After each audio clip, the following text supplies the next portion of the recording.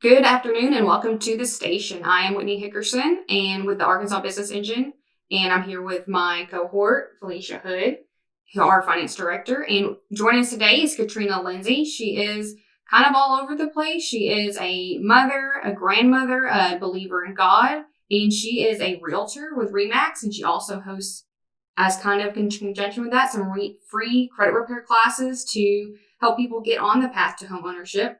And she is also an owner of a daycare center. So you've got a lot of irons in the fire there. Yes, we have. So I appreciate you joining us today. Tell me a little bit about yourself, something that we didn't kind of cover in the bio that's just kind of an important part of who you are that you think people would like to know about. Well, thanks for having me first. And if I need to share something that I think is important, I guess I would say that you talked about being a grandmother. Mm-hmm. But my goal really for my life now, with the years I have left over, is to leave an inheritance for my grandchildren. That is probably what I focus on the most now. Yeah. Is breaking generational curses of poverty and helping them to understand the importance of being good stewards over any opportunities that we get. So.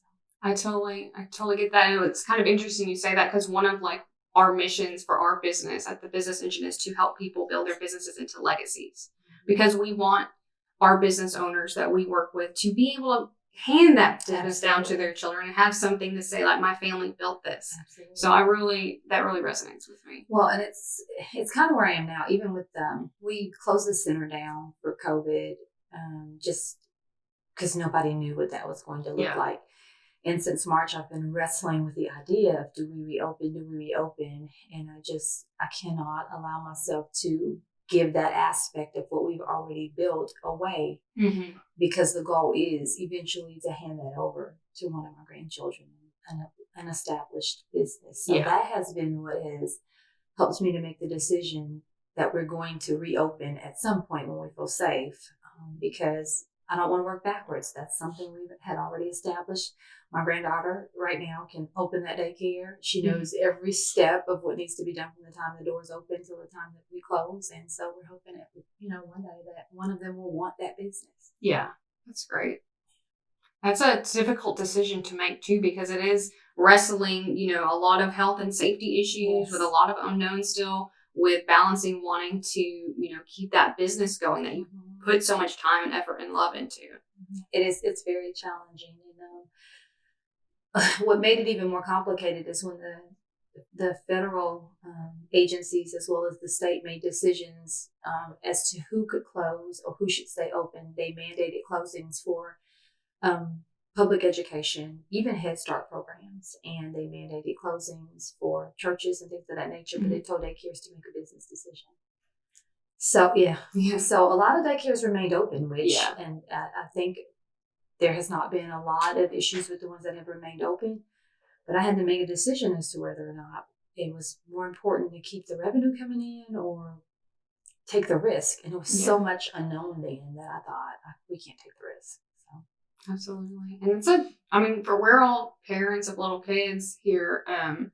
And so we've all, we come in and we talk about it almost every day about what are you doing? What's going on? Because we've got, within the business here, we've got everything from, babies and toddlers up to high school kids. So we kind of run the gamut, trying to figure out what the best thing to do is with our kid. And we're all working professionals. And so it's really hard to run a business when you've got little ones running underfoot and you want to, a lot of times parents have their kids in daycare either because they need to be at a job, or even if they work from home, they need to be able to focus. And then the parents are running that same kind of decision-making process. Do I put my kid in daycare? Do I take, is that a risk? Do I take that risk? Do I keep them home? If they're home, what do I do then?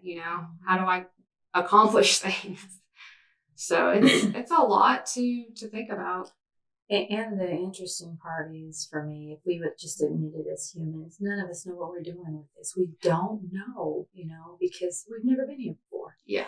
And I think that's the challenging part, is that we have so many people telling us what we should do. And the reality of it is they don't know either. Yeah. None of us know, what this is going to look like next year, or we really don't. We just don't know that. We don't know, So that's what makes making decisions tougher.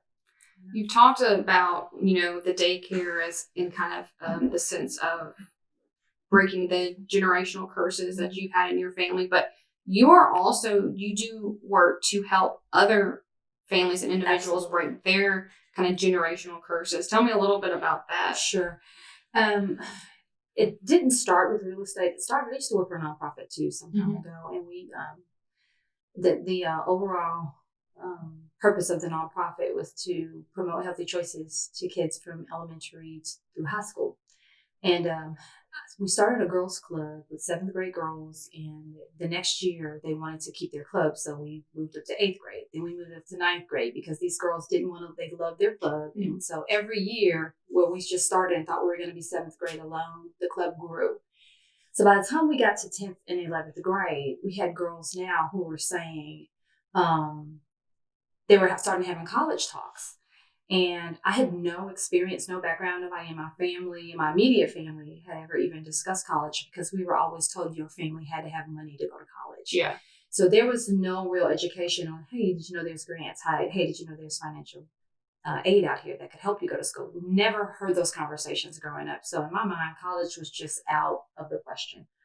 Well, through working with these girls at this club, we did a tour at UCA, and I got connected and started listening, ear hustling on conversations, and found out there was money out here for these girls. So for the first time, I realized that I could share information with a group of girls that was going to help them do something that they probably thought they were never going to be able to do. So it started with that. And then that's when my eyes kind of got open to looking for resources that I didn't know existed to be able to share with other families. And as a result, my youngest son was able to get an academic distinguished scholarship. And, he was able to have that opportunity, which was something that we had ever, we hadn't been exposed to it. So that skill set just kind of translated over into when I got ready to do real estate. I would continually have families say things like, well, we can't buy a house because we don't have money. And we can't buy a house because my credit score is, so-and-so. And that same mindset started to just kind of just loom. And I just started asking questions like, well, how are all these other people buying houses? And, and so it kind of stemmed from that. Yeah. And when I bought my first house, I actually fixed my credit myself to do it because I didn't have money. I just knew I was tired of paying rent. And so after the pieces started coming together, I thought, why don't I just tell them to do some of the things that I did that helped me? And then, their families can accomplish some of the American dream by just homeownership. And we began to have discussions with people who nobody in their family had. They were generational renters. No one in their family ever owned anything. And then it became that was a wow factor for us. Yeah. And we started looking at ways, and we opened up the house. We started at my house where on Sundays we just sit down and the basics of what I knew. I'm not a credit repair expert, but the basics of what I knew about breaking down that pie chart of how your credit score exists. I started sharing that information, and you could see the lights come on because some of us just didn't even know how did they come up with the credit score. Yeah. And then what are the most impactful things on your score? Like 65% of your score are just 2 areas. So if we work on those 2 areas, you can see huge jump. So we just started there. And from there, we've talked about budgeting. It turned into budgeting because what we don't want to do is just because you can afford a house doesn't mean you buy that much house, because what we don't want to do is set families up for 12 to 24 months out. Now you're in foreclosure and, now you just feel defeated, and so we started on some budgeting things and, so that's kind of how it took off. Yeah. How many people would you say that since you've kind of started these classes that have gone through the classes that have bought homes? Now, that's been an interesting thing. It's a pipeline. Like we started this a year ago, and it is a process. And so we've probably had about 40 people that have started in the class, and the majority of them are still in the pipeline because when you're doing credit repair, it takes a long time. So that's the part why a lot of maybe some agents or other people don't want to invest in that because you're doing a lot of work that's not going to produce any results for a really long time. But what it has opened the door to for us is other families that have gotten involved or have maybe witnessed what happened for one person has had the courage to step up and say, hey, well, can we just look at my credit? And some of them are in way better shape than they initially thought they were. Yeah. I would say in the last 6 months, I would say 90% of my closings are as a result of us advertising that we provide free credit repair. And about maybe 40% of those are people that actually sat down, did the work, and got the results. Yeah. The other people were ready and just didn't know they were ready. So do you find that people maybe just don't know, like, or maybe intimidated by the credit report, so they just kind of put it back here and they're not looking at it? Absolutely. And they're actually it sounds like oftentimes they may be okay. Yeah. But they just don't even know where to go get it. Yeah. Where to get the report and what's the difference between the report and the scores? A lot of people say, well, I can say, okay, print your report. And they say, well, I know my score. Yeah, but we need the report. So it's just been, it's been a lot of educating. Yeah. And I don't say that from an aspect of an expert. It's just sharing the information that, we were able to obtain through our own lack of knowledge, And so, I think a lot of it is intimidating. And if they're not the right safe places or places where you can feel safe to go to get your questions answered, then you don't ask them. Yeah. You sit on your questions. So I think that for more than anything, those classes have created an environment where safe discussions happen and we give information to people that can go, I did not know that.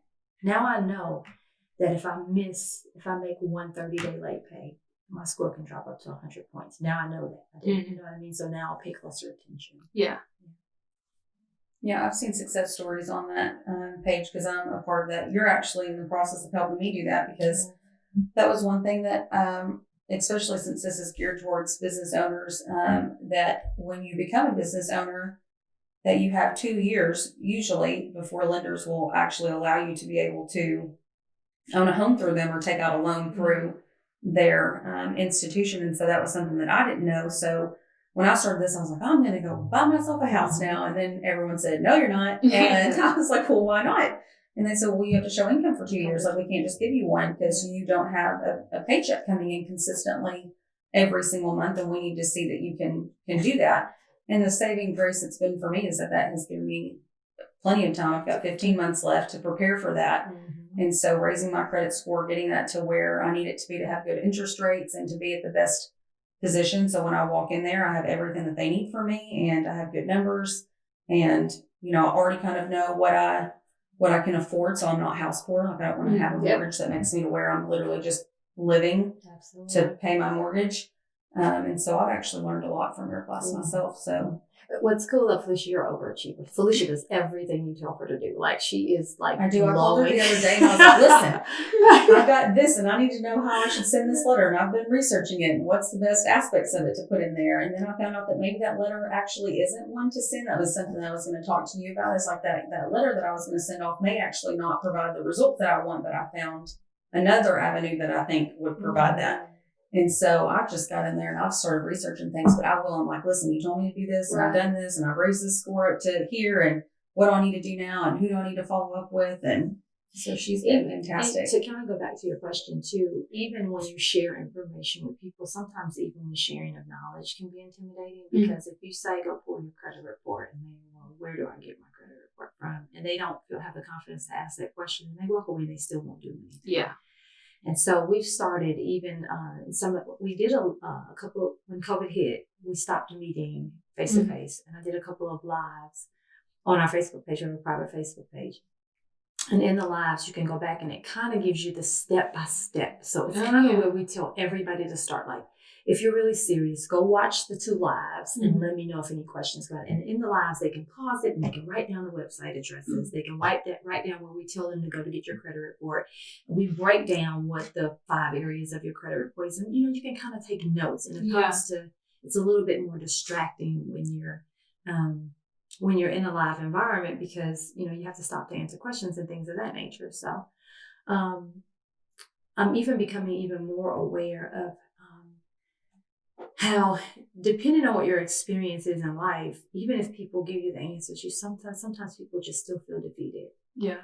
And they don't know how to. Or maybe they know that their situation is going to be bad, and they know that that report is not going to be. Like when I started, I realized this too. I learned that from you. Like, your Credit Karma score is not what your score is that your lender is going to look at. Yeah. And so I was like, well, yes, it is. You know, it's almost a 700, and I'm like, I can definitely get a house. And while my score was high enough to be able to get a loan, like when I actually pulled my report, and then found out that self-employed individuals have to wait 2 years, and they said, well, you qualify, but you don't qualify because we have to have 2 years worth of tax returns or bank account statements showing consistent income. And so, but I would have never known that my Credit Karma, right? Because like that's when I log in and do a little password. I'm like, ooh, my credit score went up a little bit, and I'm paying down this debt, and I've got projected, you know, simulated scores. And then they're like, that's not what we look at. That's not even what we look at when we're pulling those scores. And I would have known that your FICO score, and there's like 50 different FICO scores, like 25 of them, and I was like, which one do they use? That's almost the first question that we ask people is like, do you know your score? And then the next question is, where did you get that score? Yeah. Because and TransUnion and Experian on Credit Karma, it's not. I mean, it could be off by 50, 60 points. Sometimes, like, you can think that you have a 700 score, and you could really have like a 750, or you could even have like a 540, a 560, and you're nowhere near being able to actually afford it, to be able to be, you know, lended money from a bank. Absolutely. And that's part of the challenge too, is it was a long time that, you know, I didn't even know the name of the 3 bureaus. You know, you don't come here. At what point in life do you learn this information is always the question. Now, if you have family that is educated in this very early on, and then hopefully they pass the knowledge down, then you come up understanding that. But where in life are we educated on the 3 credit bureaus? And where in life are we educated on the difference between the FICO score versus the Vantage scoring model? Yeah. Who teaches us that? And why is it not in school? Like, at some point. We need to get her connected with Bernice so she can provide some resources for her site. That would have been great for you to meet Bernice King. Have you ever met her before? Her name sounds familiar. She's a notary here in town. I don't know if you're on like the I'm a women's notary too, influencer so page. probably. You may have run. She runs Arkansas 24/7 Notary. She's a mobile notary, but she is getting ready to launch a site called A Place for Resources. So our listeners, we just recorded her, so our listeners will remember her. But it's kind of like a catch-all for the things that, for young adults especially, but not necessarily exclusive to young adults, but those things that you wish you had known or wish you had learned in school. I love it. And she's going to bring on other experts. I'm going to connect you to, because I think that your information would be extremely valuable to some of the things that she's trying to do right now. Sounds good. Absolutely. Yeah, but because where are we learning that? You know? Yeah. And we're not, there's so many communities that are so economically and socially deprived that credit scores never even come up. Nobody ever told me about a credit score growing up in my family or in my neighborhood. We didn't talk about credit scores. Yeah. And so the earlier you understand that information, like my goal with my youngest grandson, my oldest grandson who's 15, my desire is when he turns 16, I want to put him on as an authorized user and let him have 2 years of good credit. So by the time he turns 18, we're already having something established for him. Yeah. So he's not starting from scratch. And then, you know, explaining the importance of not being abusive with your credit, and how just 1 30-day late pay when we're being passive. Oh, huge. How big that can affect you, how much that can impact your score negatively. Just the importance of not going over 29% utilization on your available credit. How after you get over 29%, your score starts to drop. Just things that we need to know, so that if we do have to, some of us do have to use our credit cards. You know, maybe you only put 20% over here and 10% on this card. And then that way your score is not plummeting. You know, just little things that, like you said, I wish somebody would have told me earlier. You know? Absolutely. I think that you make a big point that in some, it kind of depends on how we're raised, because there are like some kind of, you know, communities where like that's kind of their thing. They talk about that, and and then there's a lot where it's and some of it's not just credit, but it's like money in general. Yes. A lot of people grew up and like money, that was just kind of their family or their kind of little community, that's just kind of the vibe. Like it was just hush hush about money. We don't talk about money. Don't you dare ask them how much they spent on that shirt that they bought. That's not any of your business. Don't you dare ask them how much that cost them. And then some families that they're just so poor that there's no money to talk about. Yeah, there's that too. And that's part of it. Exactly. What is there to talk about? We don't have anything. Yeah. And I think there's a lot of things that fall in with that. It's everything from home ownership to education to being a business owner. There's all these things that so many of us grow up just not even thinking about it. Yeah. And I didn't realize, just because of my parents are very, have had this entrepreneurial mindset my whole life. And I was raised like, you're going to go to college no matter what. And it wasn't until I was much older that I realized that, this is not necessarily the norm. This is, kind of a privilege that I had to have these doors that were just kind of like shown to me. Like, we didn't have a lot of money, so there's a lot of like money issues that I still grew up with. Right. But it was still this, mindset of these doors are all open for you. You just have to walk through them. Yep. And it took me a long time to realize that not everyone knew that. Not everyone had that mindset growing up. We were invited recently over to UCA 2 weeks ago. Myself and do you know Michelle Ford? I don't. Okay.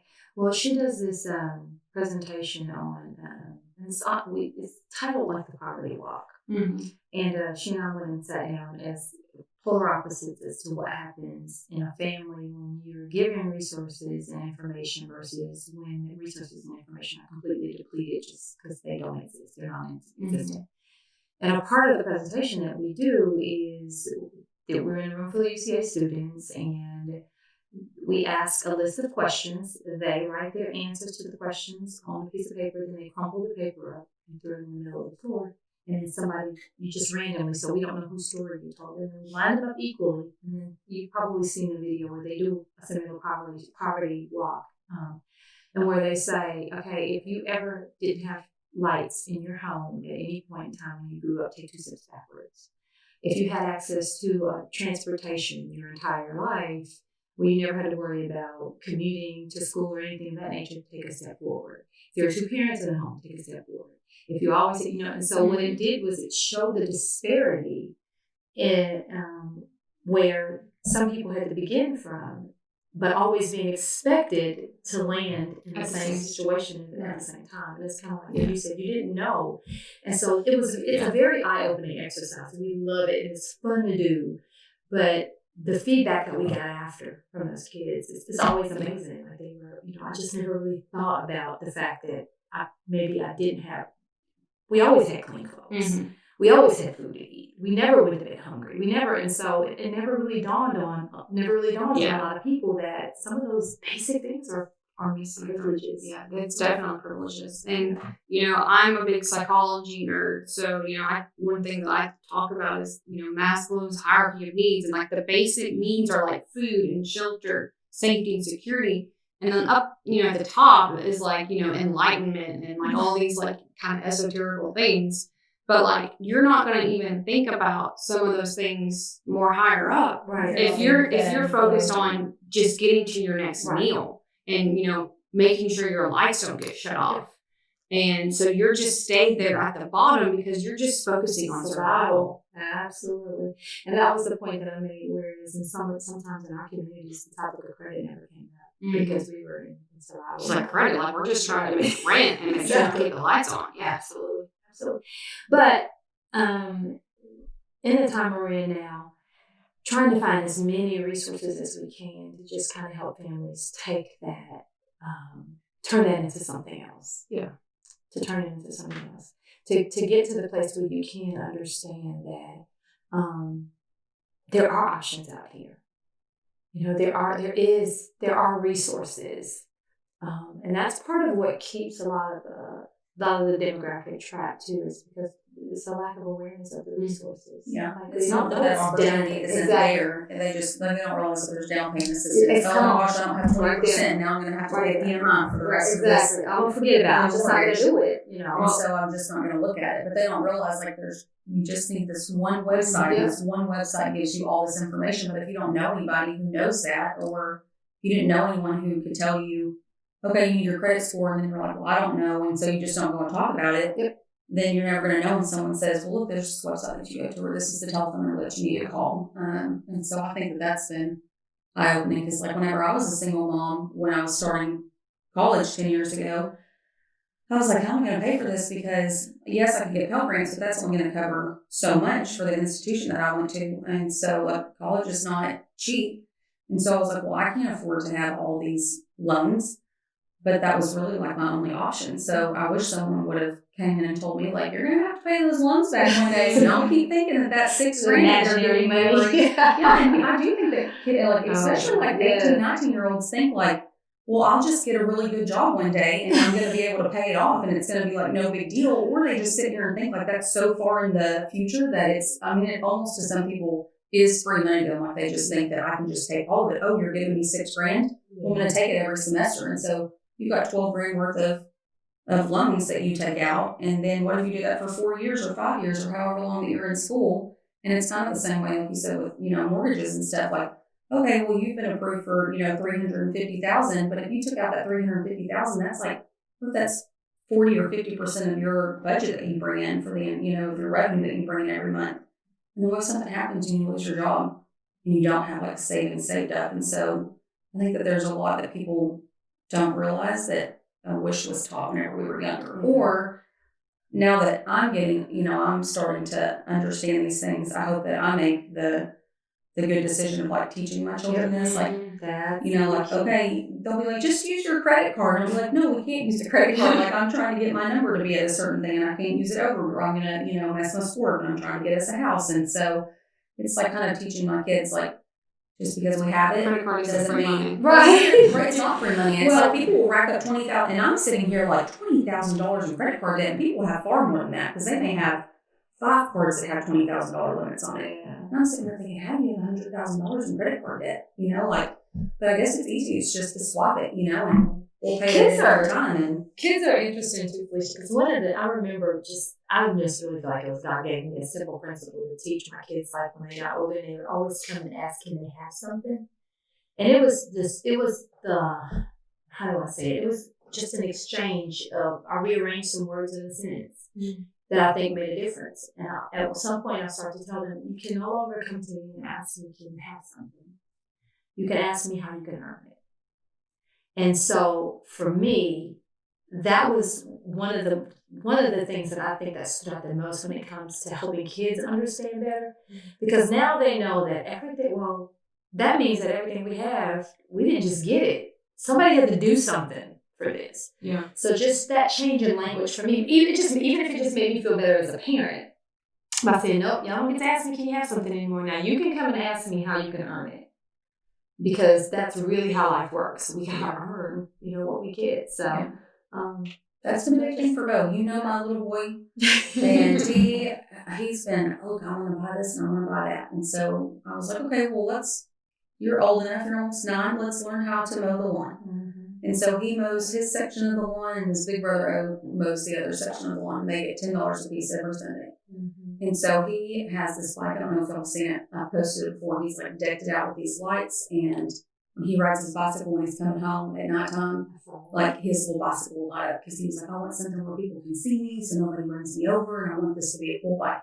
And so he saved up this money for 4 weeks, and because he was trying to spend it, and I was like, well, you're never going to buy anything cool if you're just spending on these little things. He's like, let me go get some candy and some Reese's Cups, right. And I want some gum, and I want some ice cream. And so I told him, like, if you want that big thing, you're going to have to save up for it, and how much is it? And so we would price things, and I'd say, all right, well, you got to remember, like, kids don't even realize that there's sales tax. Like, he just thinks, well, it's $10, and it's $10. And I'm like, no, you have to pay sales tax on that. And he's like, what do you mean? I have to pay sales tax on that. And so, like, that's been something that, I don't think that other kids his age realize, because he'll be with his friends getting ice cream in the neighborhood, and the ice cream truck will come through.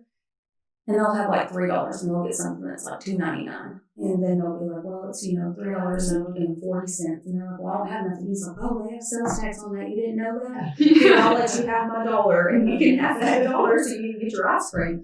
But if I wouldn't have taught them that just because you add that up and it comes to $18 does not mean that that's all you have. You have to have more because you have these taxes that you have to cover. And so that's been something for him. But he saved up. And it'd be hard. He'd be like, man, I really want to go get some Reese's Cups. And he loves talking. He's like, can we go to the store? I want to go get some Pokemon cards or something. And I'd say, well, you're not going to be able to get that thing, to deck your bike out. And so he buckled down, and we were able to go and take him to Academy to go get everything. He had enough money. He got himself a horn, and he got himself his 2 little bike lights that went on there. And then he had this one light that he wanted that was a little bit more. So he was like, well, how much is that? And so we looked, and he said, well, I'm going to have to save up for 2 weeks then to be able to come back and get this. So when he finally got everything for his bike, he was like, will you take a picture of me and show all my family and friends this bike that I got? So we posted it on Facebook about how he had saved up for 6 weeks total to be able to get this bike and to deck it out. And he was so proud of himself that everybody was like, oh, this bike is so cool. Where'd you get that at? And he was like, I did that. That's mine. And so when he wants something, he'll be like, well, I already checked it out, and it's, $12 or something. So I'm gonna, I've already got some money saved, so I'm gonna have to do 1 more week of earning so that I can get it. But it's not that, he has his own money, so sometimes I'm like, can you buy me? So, but if you wouldn't have taught your child that, there's nothing wrong with your kids being given things. We had Jessica Heffley on here, who's a multi-million-dollar earner with Plexus.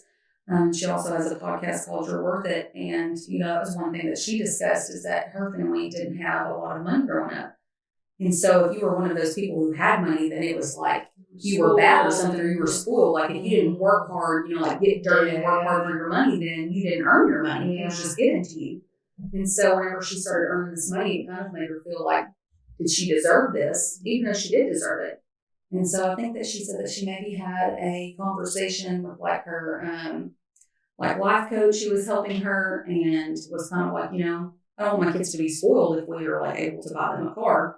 And she said that now that they come in and they say, I'm going to go buy this bicycle at Walmart. And she'll be like, well, that's cool. We can do that. And they have the money to just be able to buy that bicycle for those kids. But she'll be like, well, what are ways that we can earn that money to get that bike to where they feel like they've done something to be able to have it. They're going to be able to get it, but what can you do to help facilitate purchasing that thing? Well, I think it's kind of that shift in mindset of it's not just about, we have, it's the balance of not saying that, I have the money, so I'm just going to give my child everything they could ever even imagine wanting, and everything's just going to be handed to them, versus, that we can't afford anything, nothing, you can't get anything, we're just all the money just has to go, it's the balance of, okay, well, her looking and understanding her budget, we can afford, they've got the money, they could afford a bike, but it's just that concept of, let's teach our children that they do earn what they get. And it's another simple thing that I've recently started doing with my grandkids is we didn't really see banks, old school piggy banks, coming up in my house, because there wasn't anything. What was you gonna put in it? There wasn't anything to put in it. We didn't have any money. And so I recently went out to one of the dollar stores, and I got all of them their own little bank, and it's clear, you can see through it when we put their names on it. And so to me, that alone is a visual lesson of saving. Yeah. And so now when the youngest two don't know anything really about spending, because they want you to buy everything for them anyway. Mm-hmm. So every penny they get, they want to put it in their bank because, I just want to have a lot of it. Right. Yeah. But the older ones, they kind of struggle a little bit about, well, I don't know if I want to put all this in my bank because I need something in my hand in case I want cookies, or what I mean. So they're going through that struggle of, what do I save? Because once I put it in this bank, I can't get it out. Yeah. And so I've watched them kind of, without saying anything, kind of have those kinds of kind of dialogues within themselves about, okay, so what actually goes in the bank and what doesn't? The middle ones, he's all about, well, I don't want to put anything in the bank.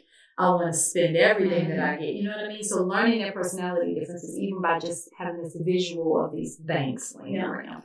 I think with my daughter, she's 7, and we're at that stage where she's just understanding that she has the power to spend money.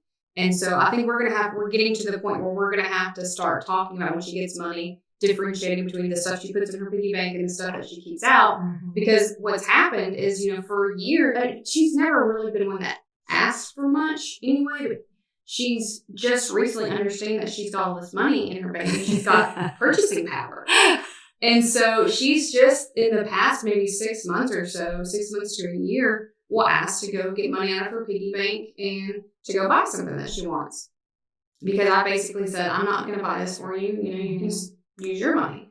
And so, but so far she's kind of had this glut of money because she hasn't spent it in years. And she's got grandparents, throwing 20s at her every birthday and holiday. And so she's getting to the point where she's over the time has started spending down some of it. So now we're at the point where we've got to talk about, especially with the holidays coming up and her birthday, which is right around Christmas, that I think we're going to really start talking about saving and spending and giving. And, when we get money, let's, decide what we're going to do with it. Are we going to put it in a wallet that we can spend it when we need, want a treat or something? Or are we going to put, how much are we going to set aside to save? And so, we tried to do that when she was younger. We had the spend, save, share jars, and she was too young. She's now at the age where she can do that, and we definitely need to start doing that.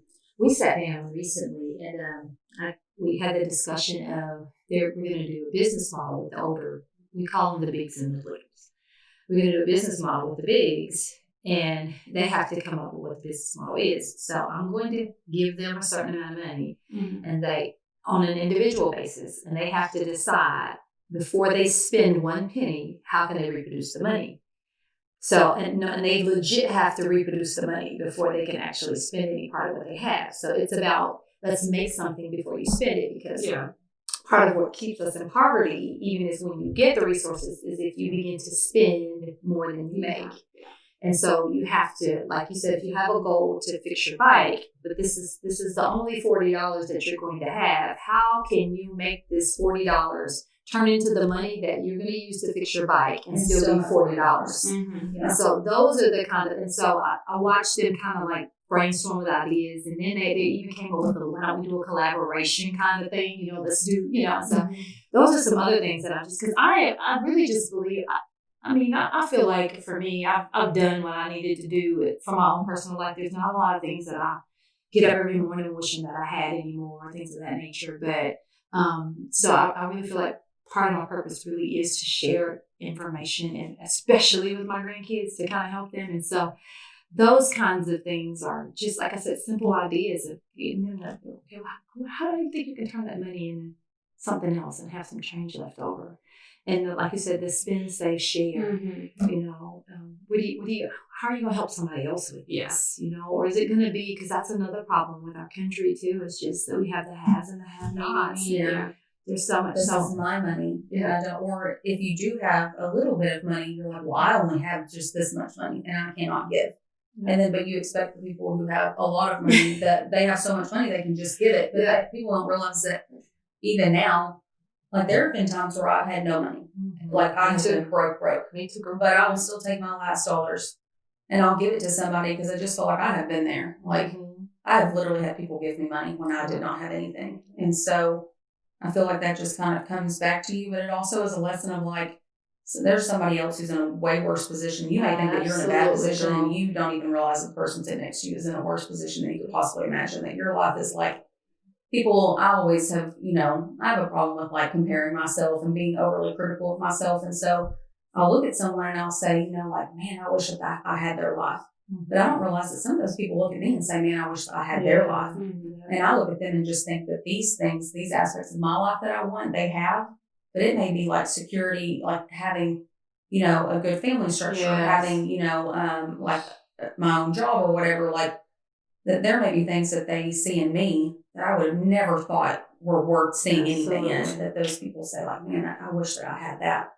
So I think that's something that I try to teach. my boys, and I'm not the best because my parents, we grew up, well, part of my life I grew up with money and part of it I didn't until my mother got remarried to my dad. And so when it was just us girls, I had 2 other sisters. And so when it was just me and my sisters and my mom, we didn't have money. Like there would be time, we call it hot dog stir fry, where all we would have is like rice and soy sauce and hot dogs. We may have like some hamburger patties in the freezer, but like we didn't really have anything. Yep. And so we would fry up hot dogs and we make rice because that's like cheap hot dogs for $1. Yep. A box of rice for $1 and some soy sauce for $1. And I mean, you could feed yourself for like, a couple of days on that. And so still to this day, I haven't made it in a very long time, but when I had a family friend who posted it because that's what they made too, like when they didn't have any money, and they posted it recently, and I thought, oh my gosh, I haven't had this hot dog stir fry in so long. It sounds so good. But it's like, there's been times where I didn't really have anything, and now I do. So like I've seen both sides of the coin.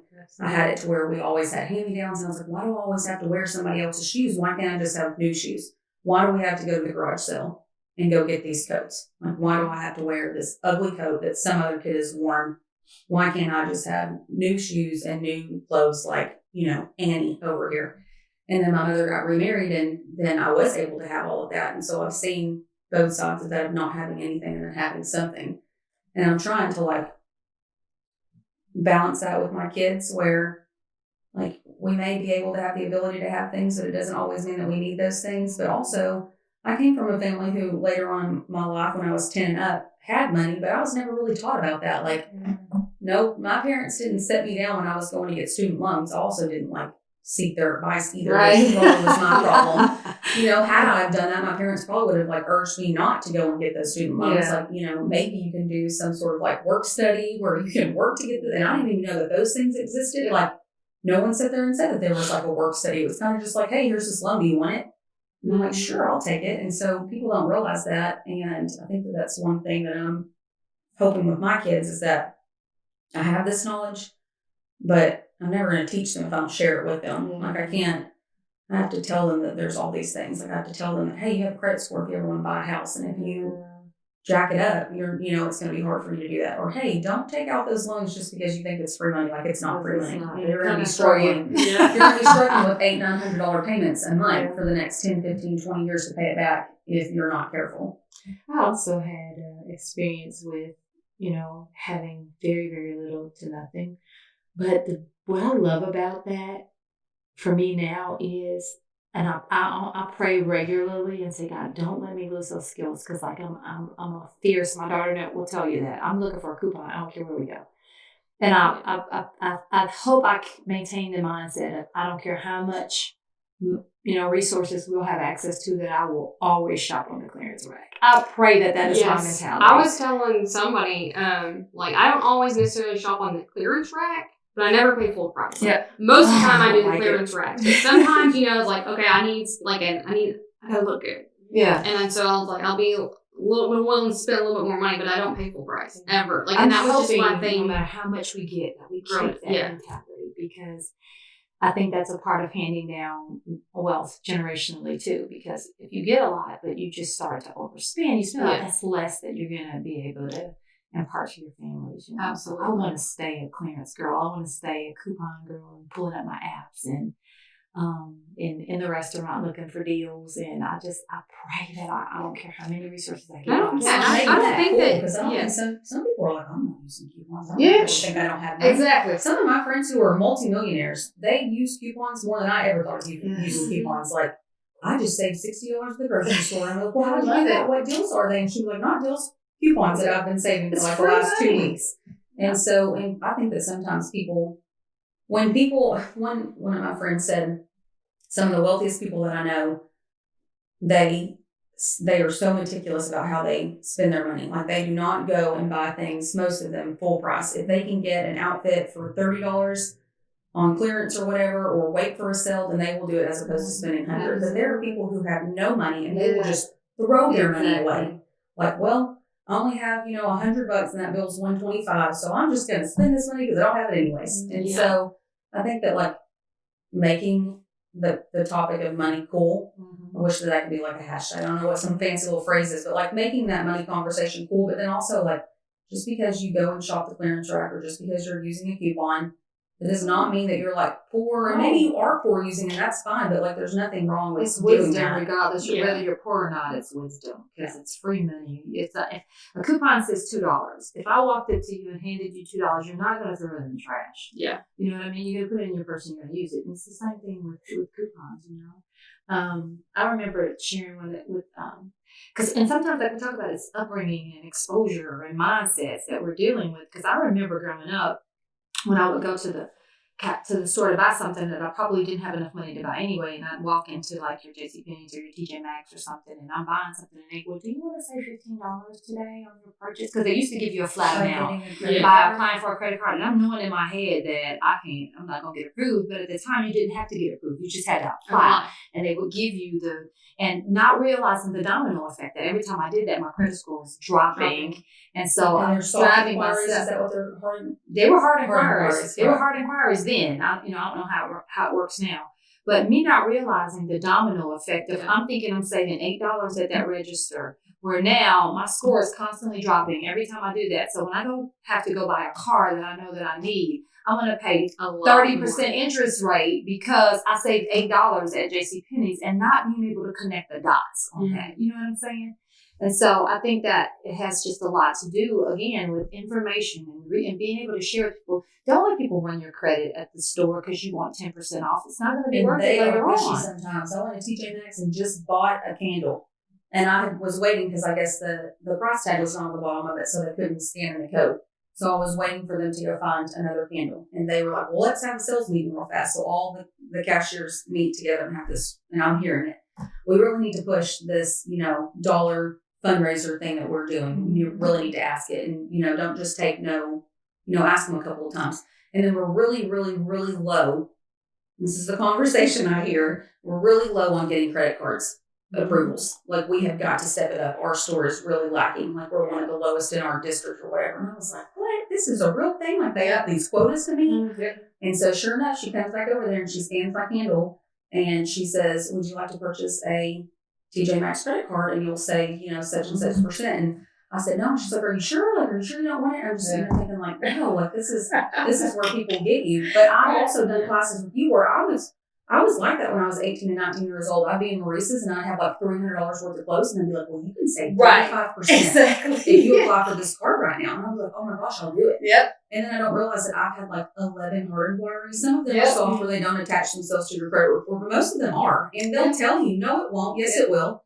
A lot of them do. And so you've got like 12 things on there that take like what, 2 or 3 years to drop off from the time that you did it. 2 years. And it drops your credit score 5 or 6, 7 points sometimes. And then you go in, like you said, to go get a car or something and your interest rate is ridiculous. Or one thing that I didn't know, which I'm thankful that I learned that from you, is if you're looking to buy a home, do not go and purchase a vehicle. Right. If you can hold off. Please don't. If you're listening, hold off. Do not. Until after you purchase your house, or at least like get on a cash car or something. Like, don't go sit here and get this car before you do that. Like, I didn't realize that debt to income ratios were a thing. Yes. And what that looks like. And, like credit card or student loans, that was one thing I didn't know. Like, holy crap, I've got this much in student loans. How do they count that as a percentage of income? It's 1%. And so that if you have. And one of the loans now has moved, I think it's FHA, I'm not sure which one, so don't quote me, but one of them is, they dropped it to 0.5% now, which is a little bit better. But if you're listening out here and you're going to buy a house, do your best. Because we have a lot of families that are credit ready and they're income ready. But what happens is, right, when their credit gets ready, they go out and they purchase this new vehicle. Now they don't want to buy a house because it looks like on paper they can't afford the house that they want. Yeah. Whereas if you do it in the reverse order, just wait until you close. The day you close, if you can afford it, go and buy yourself a car. But if you're looking to buy a home in the next 12, 24 months, don't buy a new car if you don't absolutely have to. So for sure. I know that when I bought my house in 2017, I found one lender who would calculate my payment based on the actual student loan payment I was making versus just the percentage of the total. And so that's the lender I went with, because I've got a lot of student loans, because I never had, at 17 years old, going off to college, I was just signing my life away for loans. I was like, I need a new laptop, and you're going to give me $6,000? Sure, there's going to be $2,500 left over after I pay for my tuition and my books, so I'm going to go buy some sweatshirts, and I'm going to get that laptop and some notebooks, and I'm going to, go out and blow the rest, Starbucks. And blow the rest of Starbucks and food and everything else, and then I don't realize that, like, wow, I just racked up $12,000 of student loans, like I have to pay that, and I did it for 4 years. Yep. And then I was like, holy crap, I have to pay that back now. Yeah. There's millions of stories exactly like that. I don't know. I've got, because we're that generation that got hit with student loans. I might get some flack for saying this. I feel like the student loan process is predatory. I don't know if it's changed at all. It's been a while since I've been at school. And I made a lot of poor decisions, but, think about all the other poor decisions that I made when I was 17, 18, 19, 20 years old, and how many of them are following me around to this day. Not a lot. Yeah. Not a lot. I graduated with my undergraduate degree 11 years ago. And so I've still got that stuff following me around. And it will be for a while yet. It's not there. So I think that's a very important educational tool for kids coming out of high school now. Because there's a lot of options for getting through college that don't involve that. And people tell you don't go into debt, but it's almost like the same messages that you hear your parents say over and over again without any real explanation as to how. Why, what it looks like, what pain makes sure it look like. The right friends, and you're like, what does the right friends look like? Exactly. Okay, thanks, Mom. But I'll it's make so sure true. I interview them before I become friends. I was just kind of had this mindset kind of like, and this is just kind of the vibe I was getting, from around me, was that, you'll have enough money. You'll graduate and be able to get a good job, and you'll be able to pay. It's not going to be an issue. I was like, okay. And people don't realize that, like, some of your degrees aren't going to give you a good paying job. Like, you have a job description, and here are these job requirements, and you have to have this particular bachelor's degree. If you don't have it, don't even come and apply here. But yet you have the skill sets for it. But just your degree title tells you don't qualify for this job, even though you qualify for it. But I have a creative writing and not a journalism degree. Well, in a lot of jobs and industries now, a bachelor's degree is the new high school diploma. Almost like there's so many industries, like it's a barrier to entry. You've got to have a bachelor's degree to get in. Yeah. And so, if there's a lot of industries where the barrier to entry is just a high school diploma, that's much more doable, because pretty much anybody can get a diploma without going into debt. Right. I mean, there's free And public still has education. a demographic of people that are going to be completely eliminated because of that second barrier that you just talked about. Yeah. Because of the mindset and the lack of information concerning the fact that you can go to college. They're just going to see what they've seen. Nobody around me has ever done this before, so it just must not. And nobody's having conversations about this, so it just must not be possible. And then kind of along that same line, this is something that's kind of, important to us.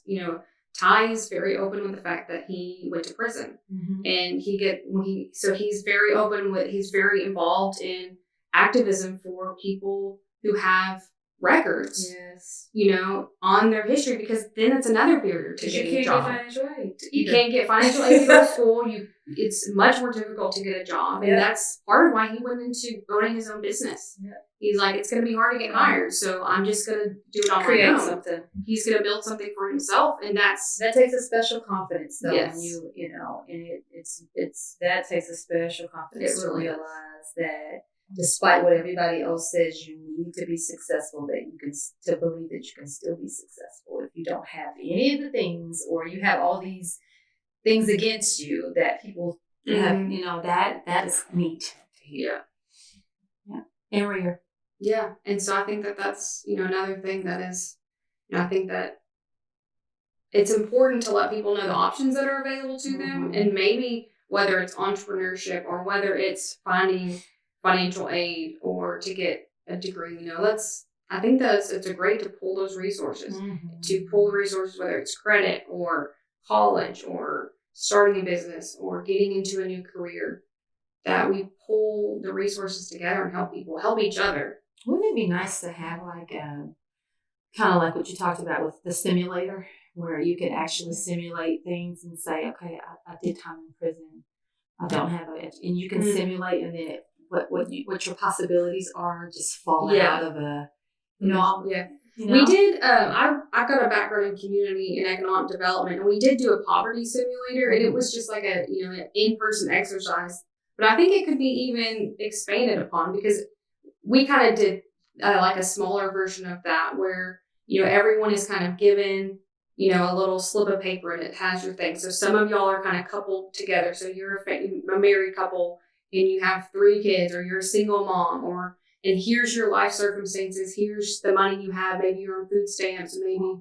And so everyone has like their finite amount of money and resources, and you go through, and it's kind of like the game of life. You all of a sudden it's like, oh, you have a medical condition issue, and you got to, pay a $200 doctor's appointment. Well, now you're short on rent, and what do you do? And so you've got to go figure out the resources, and it kind of goes back into that, and that was very eye-opening as well. It'd be neat to have some type of simulation like that, almost like what you said your friend is doing, that she's creating a page where you can find resources, but almost like when you do the credit simulation, if you're able to just type in what your situation is, and then these options become available. Like, well, did you know you could still go to college because you can get a Pell Grant in this particular situation, or maybe you do have a criminal background, and did you know that you could still become an entrepreneur, that you can find out what you know what I mean? So just something along those lines that would give them hope. All right, so somebody listening needs to make this happen. That could give people hope. Yeah. Yeah, absolutely. Because sometimes you just feel like your back's up against the wall. Or like you have a really good, I think, for like business owners, like what do you do, right? If you never went to school for business. And just because you have a business degree doesn't mean that you're ever going to be good at owning a business, right? Correct. It doesn't mean that you're ever going to be good at doing that. You just learned definitions and tools and terms and stuff, but it doesn't mean like putting it together. But then you also have people who have got this really good idea that really will turn into something good. But how do you get all the little nuts and bolts and the pieces put together to build this into what they're looking for? And it's hard. Like, it's easy for someone to say, just go to the Small Business Administration. Right. And then there's like 100,000 things they tell you to do, and all these 50 different links that you have to go to. And you're like, well, one page says this and one page says that, and I don't know what to do. And so it would be awesome to have, like a resource. And I do think that we're definitely getting that. Like Startup Junkie and The Conductor is really good for like entrepreneurship. Have an idea. Is this going to work? Do y'all have something in place? Like, this would be so cool. Do y'all have something in place? Like, I remember when I first started, and they said, okay, you need to go to the Secretary of State, and you need to get your business license. Well, when you go out there, you do that drop down box, and you got LLC, and you got 90,000 different things. So, and the first 2 times I did it completely wrong, which it was fine. I was able to start business, but when I got ready to go file taxes, 2 years in a row, I filed taxes wrong because I didn't do the right business status that I should have selected. You know what I'm saying? Yeah. So wouldn't it be? Do y'all have something, or maybe something we do to help people? One of the things that we offer is one of the services we offer is we will walk you through that process. Okay. And that's why we have a business attorney on as part of our partnership, and he not only will kind of talk to you to determine like whether you need to be an LLC or whether you can operate as a sole proprietor, or maybe you need to be a different kind of corporation. And then we'll, get all the information and get that filed for you. But he also teaches you how to protect yourself by behaving like a business. Because even if you follow your LLC, but you're still mingling your business money and your personal money, and you're not taking minutes, and you're not doing all these things, and passing resolutions, even if you're the only one doing it, he teaches you how to do that. And so, because we want to set your business up on that solid foundation. And so that is a service we offer to help you get that, identify what type of business you should be operating under, get you filed, and show you how to operate as a business and look like a business. And that way, A, you're on a solid foundation, and B, if someone comes up and tries to sue you for something, if you're commingling business and personal assets, then your personal assets can be up for grabs. But if you're operating like a business is supposed to be operating, then your personal assets can be protected.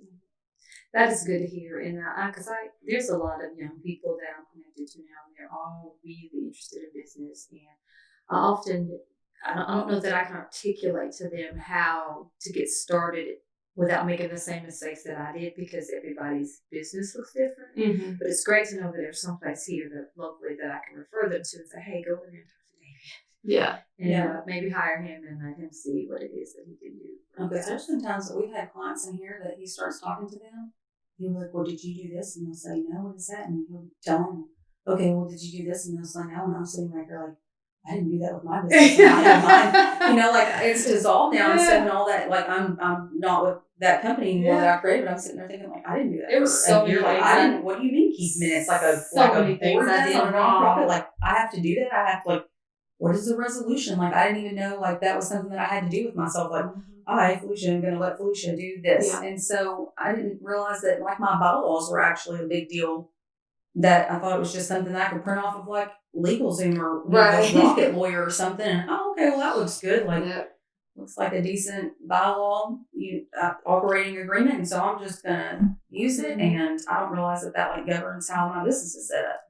And imagine if I went into business with like a partner and neither one of us knew what we were doing. And we write these like just ridiculous, bylaws or something that really don't apply to us. Or you get yourself in a situation where you don't realize what those bylaws are saying, and you put yourself in a really hard position with your partner. Maybe they could take everything from you, or you're not operating the way that you should. Not just commingling funds, but I think he calls it like a shell, like a corporate shell that you build around yourself, so that if you are behaving as a corporation, they can't come after you personally. Like it's harder to break that corporate shell. Basically, it's like, is that shell fragile or is it strong? Okay. If that shell is super fragile, they're just going to come over and it's crush it, and then you're fair game. But if it's strong, they're going to come over and they're just going to bounce off that shell. Got it. And you're going to be protected. Yeah. And people don't realize like business insurance and like protecting for errors and omissions, or if you are starting a nonprofit, that your director should have insurance over themselves for errors that may occur, or things that happen. And people don't even realize that just having insurance on your business, having like liability insurance in the event that something happens, or umbrella insurance. And so that's a lot. Or even savings. Like people don't realize, well, I'm hiring my first couple of employees, and how do I even structure a benefit plan, or do 401ks, or how do I even pay payroll taxes and stuff. And I did all that wrong, every bit of it wrong at first. I think a lot of them probably do it wrong, and if you didn't know someone who could point you in the right direction, you're just like, well, trial and error, and I hope nothing happens if I do this wrong. Yeah. I think a lot of businesses are not used to operating like a business. And I say this from someone because we, now that ever since we started and came into business partnership with an attorney, we're like, oh, we've been doing everything wrong. Right. And so then we talk to businesses, and then, I think the one thing that I think is funny that I've noticed is, before, when I'm doing a sole proprietorship, my contracts are like cobbled together from LegalZoom and other freelancers and just building these contracts. And then all of a sudden, now I've got an attorney to help write my business contracts for me. And then I provide some of the contract, and they're like, well, this, like, they get intimidated by it. They're like, this looks like an attorney contract. Like, well, it was written by an attorney. Like, this is not just, because I think that business owners, we're all just used to cobbling it together. Yes. And all of a sudden you get something that's actually done properly. It freaks everybody out because they're like, what is this? And so that was kind of not only am I just kind of like, oh, I've been doing everything wrong, like other people are kind of shocked too once they kind of come face to face with it. Because probably the majority of us mom and pop places, we've just got it off of, you get on Google and you're like, I need to find just a basic contract for, restaurants, or I need to find a basic contract for daycare owners between families and the owner. And so you just come up with one, and you don't realize that there are things that you left out that leave a huge hole open for you. Or maybe you can't go after them on late fees, or you can't go after them anymore if they don't give you the money in the timely manner because you didn't write that into the contract. Or you can't change something now because they don't want to sign a new contract and they've already signed this one.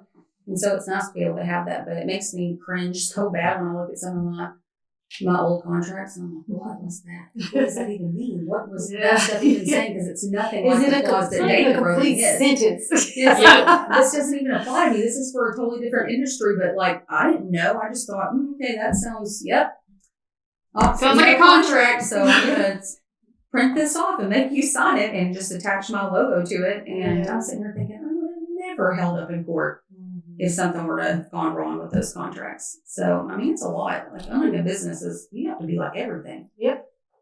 Janitor, counselor. I mean, your finances, you have to do your job, you have to be the lawyer, I mean, you have to do mediation if you've got, issues and stuff that you're dealing with. So it's a lot.